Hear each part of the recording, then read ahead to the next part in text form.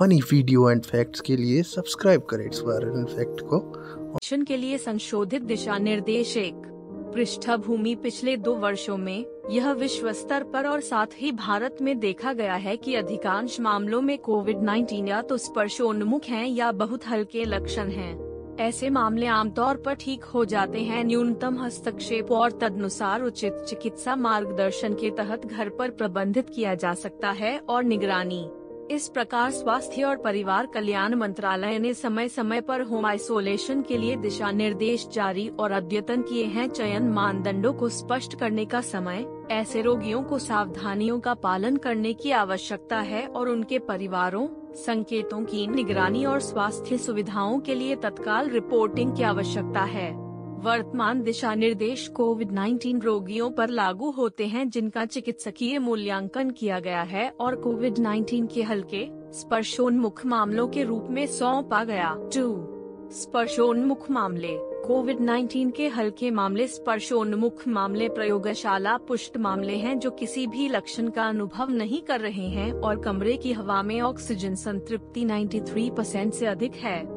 चिकित्सकीय रूप से निर्दिष्ट हल्के मामले ऊपरी श्वसन पथ के लक्षणों वाले रोगी होते हैं जिनके साथ या बिना बुखार, सांस की तकलीफ के बिना और कमरे की हवा में ऑक्सीजन संतृप्ति 93% से अधिक होना। 3. होम आइसोलेशन के पात्र मरीज में उपचार द्वारा रोगी को चिकित्सकीय रूप से हल्के स्पर्शोन्मुख मामले के रूप में सौंपा जाना चाहिए।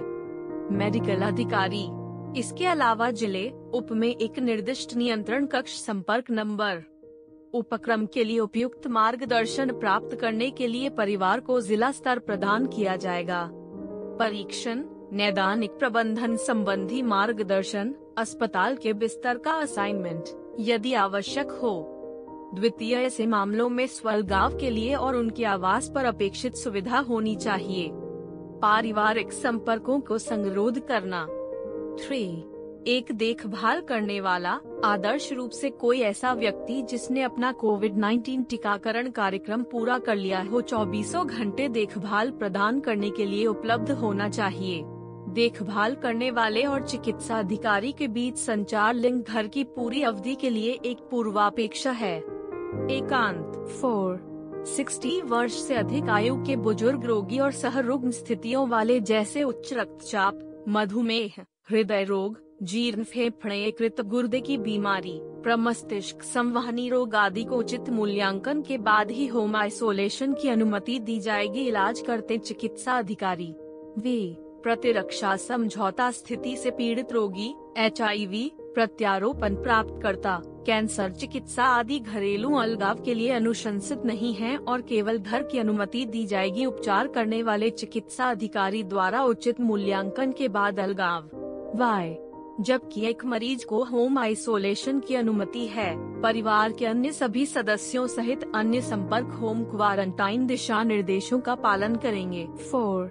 रोगी के लिए निर्देश में रोगी को घर के अन्य सदस्यों से खुद को अलग करना चाहिए, चिन्हित कमरे में रहना चाहिए और घर के अन्य लोगों से दूर, विशेषकर बुजुर्गों और सहरुग्ण लोगों से उच्च रक्तचाप, हृदय रोग, गुर्दे की बीमारी आदि जैसी स्थितियां। द्वितीय, रोगी को एक हवादार कमरे में क्रॉस वेंटिलेशन और खिड़कियों के साथ रहना चाहिए। ताजी हवा अंदर आने देने के लिए खुला रखा जाना चाहिए। 3. मरीज को हमेशा ट्रिपल लेयर मेडिकल मास्क का इस्तेमाल करना चाहिए। उन्हें 8 के बाद मास्क फेंक देना चाहिए। उपयोग के घंटे या उससे पहले अगर मास्क गीला हो जाता है या दिखने में गंदा हो जाता है। देखभाल करने वाले की स्थिति में कमरे में प्रवेश करने पर देखभाल करने वाले और रोगी दोनों ही N95 मास्क का उपयोग करने पर विचार कर सकते हैं। 4. मास्क को टुकड़ों में काटकर और एक पेपर बैग में रखने के बाद फेंक दिया जाना चाहिए, कम से कम 72 घंटे। वे पर्याप्त जलयोजन बनाए रखने के लिए रोगी को आराम करना चाहिए और ढेर सारे तरल पदार्थ पीने चाहिए। हर समय श्वसन शिष्टाचार का पालन करें। 7. कम से कम 40 सेकंड के लिए साबुन और पानी से बार बार हाथ धोना या साफ करना अल्कोहल आधारित सैनिटाइजर के साथ। 8. मरीजों को बर्तन सहित व्यक्तिगत सामान अन्य लोगों के साथ साझा नहीं करना चाहिए। घरेलू। 9. कमरे में बार बार छुई जाने वाली सतहों, टेबल टॉप्स, डोर नॉब्स की सफाई सुनिश्चित करने की आवश्यकता है। हैंडल आदि साबुन, डिटर्जेंट और पानी के साथ सफाई या तो द्वारा की जा सकती है। रोगी या देखभाल करने वाला व्यक्ति आवश्यक सावधानियों का विधिवत पालन करता है, जैसे मास्क का उपयोग और दस्ताने। एक्स रोगी के लिए पल्स ऑक्सीमीटर के साथ रक्त ऑक्सीजन संतृप्ति की स्वनिगरानी की सलाह दी जाती है। 11 रोगी को दैनिक तापमान निगरानी जैसा दिया गया है के साथ अपने स्वास्थ्य की स्वयं निगरानी करनी चाहिए नीचे, और यदि कोई लक्षण बिगड़ता है तो तुरंत रिपोर्ट करें। स्थिति होगी इलाज करने वाले चिकित्सा अधिकारी के साथ साथ निगरानी टीम और नियंत्रण कक्ष के साथ साझा किया गया। रोगी स्वास्थ्य निगरानी 4 तिथि और समय, तापमान, हृदय गति, पल्स से ऑक्सीमीटर, स्पो 2% से धड़कन ऑक्सीमीटर, भावना बेहतर वही और भी बुरा सांस लेना बेहतर वही बदतर। पल्स ऑक्सीमीटर के साथ रक्त ऑक्सीजन संतृप्ति की स्वनिगरानी के लिए तर्जनी को रखें। हाथ साफ करने और नेल पॉलिश हटाने के बाद यदि कोई हो, पल्स ऑक्सीमीटर प्रोब मिले और ले कुछ सेकंड के बाद उच्चतम स्थिर रीडिंग। रोगी बैठने की स्थिति में सांस लेने की दर, श्वसन दर की स्वयं निगरानी कर सकता है, सांस ले सकता है सामान्य रूप से और पूरे 1 मिनट में ली गई सांसों की संख्या गिने। 5 देखभाल करने वाले के लिए निर्देश में मुखौटा और देखभाल करने वाले को ट्रिपल लेयर मेडिकल मास्क पहनना चाहिए। N95 मास्क पर विचार किया जा सकता है जब बीमार व्यक्ति के साथ एक ही कमरे में उपयोग के दौरान मास्क के सामने के हिस्से को छुआ या संभाला नहीं जाना चाहिए। यदि स्राव से मास्क गीला या गंदा हो जाता है तो उसे तुरंत बदल देना चाहिए। मास्क को टुकड़ों में काटकर और पेपर बैग में डालने के बाद फेंक देना चाहिए कम से कम 72 घंटे। मास्क को डिस्पोजल करने के बाद हाथों की सफाई करें। मास्क को डिस्पोजल करने के बाद हाथों की साफ सफाई करें। से अपने चेहरे, नाक या मुंह को छूने से बचना चाहिए। द्वितीय, हाथ स्वच्छता बीमार व्यक्ति या उसके तत्काल संपर्क के बाद हाथ की स्वच्छता सुनिश्चित की जानी चाहिए। वातावरण 0 हाथ धोने के लिए कम से कम 40 सेकंड के लिए साबुन और पानी का प्रयोग करें। शराब आधारित हाथ, यदि हाथ स्पष्ट रूप से गंदे नहीं हैं तो रगड़ का उपयोग किया जा सकता है। 0 साबुन और पानी का उपयोग करने के बाद हाथों को सुखाने के लिए डिस्पोजेबल कागज के तौलिए का उपयोग करना वांछनीय है। यदि उपलब्ध नहीं है तो समर्पित साफ कपड़े के तौलिए का उपयोग करें और जब वे हों तो उन्हें बदल दें। गीला हो जाना और दस्तानों को हटाने से पहले और बाद में हाथ की सफाई करें।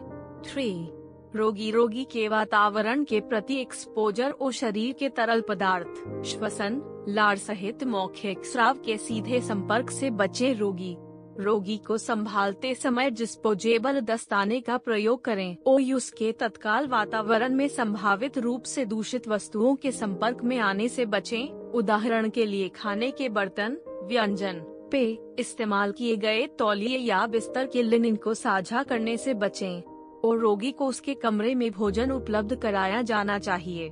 बर्तन और व्यंजन द्वारा उपयोग किए जाते हैं। रोगी को दस्ताने पहनकर साबुन, डिटर्जेंट और पानी से साफ करना चाहिए।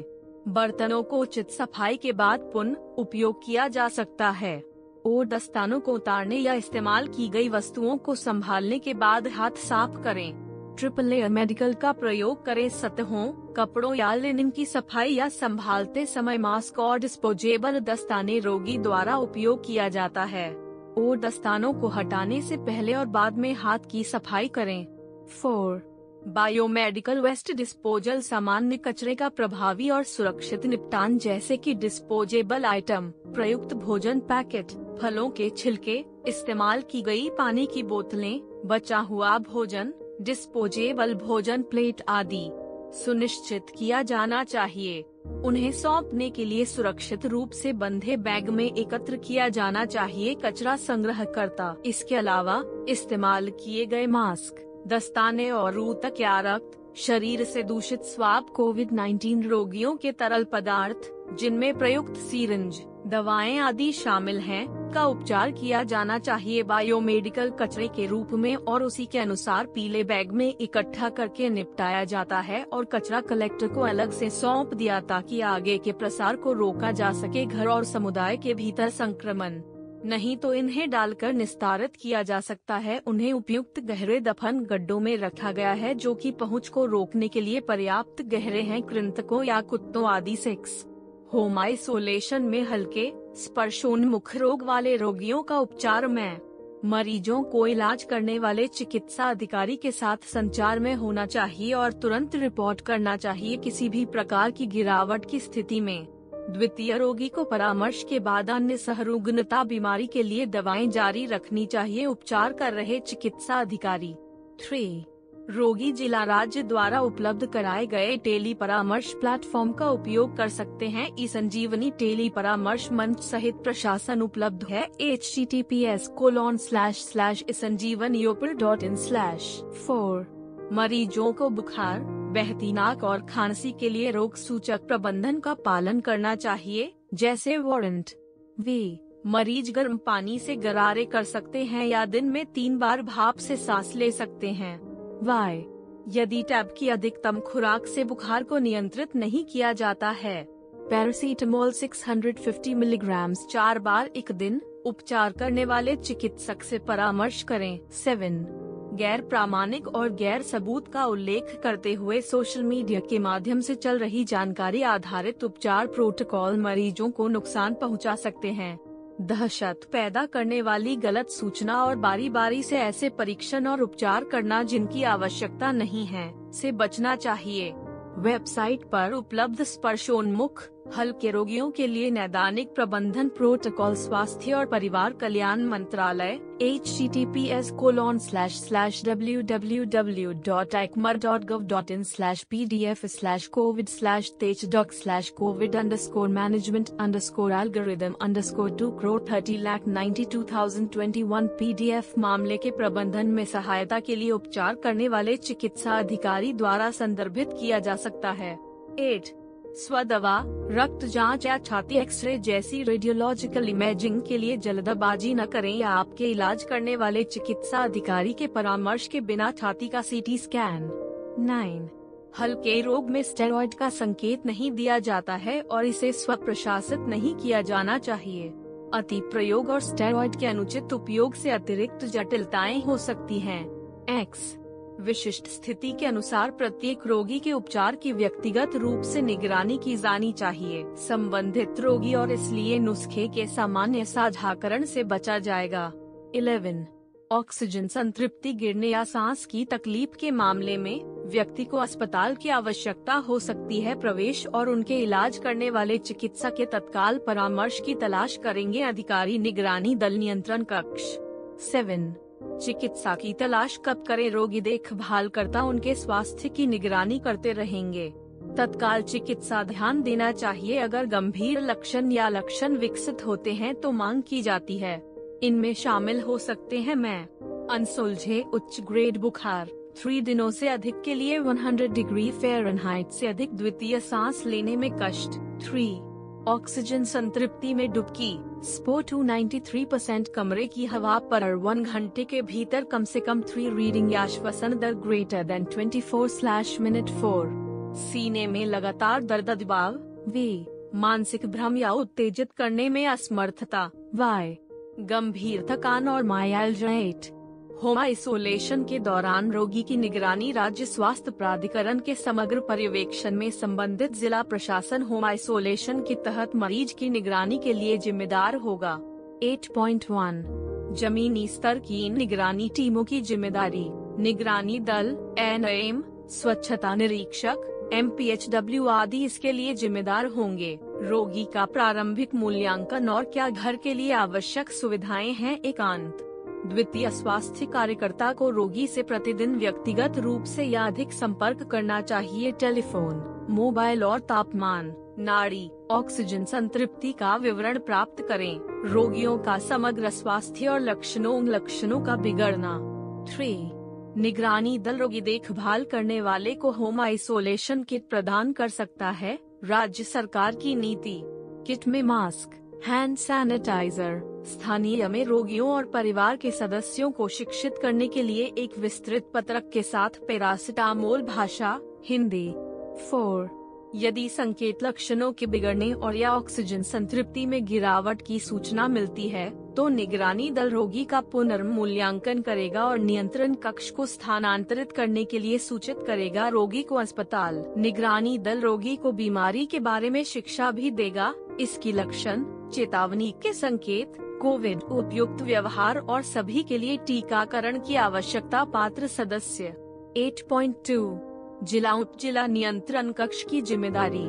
जिला एवं उप जिला नियंत्रण कक्षों को चालू कर उनके दूरभाष नंबरों को सार्वजनिक रूप से प्रचारित किया जाना चाहिए ताकि होम आइसोलेशन के तहत लोग हो सके इसे एम्बुलेंस के माध्यम से रोगियों के निर्बाध स्थानांतरण के लिए नियंत्रण कक्ष से संपर्क करें। समर्पित अस्पताल के लिए घर। ये कंट्रोल रूम होम आइसोलेशन के तहत मरीजों को आउटबाउंड कॉल भी करेंगे उनकी स्थिति की निगरानी करने के लिए। 8.4 जिला प्रशासन की भूमिका। जिला प्रशासन को होम आइसोलेशन के तहत आने वाले सभी मामलों की रोजाना निगरानी करनी चाहिए। 9 होम आइसोलेशन कब बंद करें। होम आइसोलेशन के तहत रोगी को छुट्टी दे दी जाएगी और कम से कम 7 दिनों के बाद आइसोलेशन समाप्त कर दिया जाएगा। सकारात्मक परीक्षण से पारित और लगातार 3 दिनों तक कोई बुखार नहीं है और वे पहनना जारी रखेंगे मुखौटे। होम आइसोलेशन की अवधि समाप्त होने के बाद पुनः परीक्षण की कोई आवश्यकता नहीं है।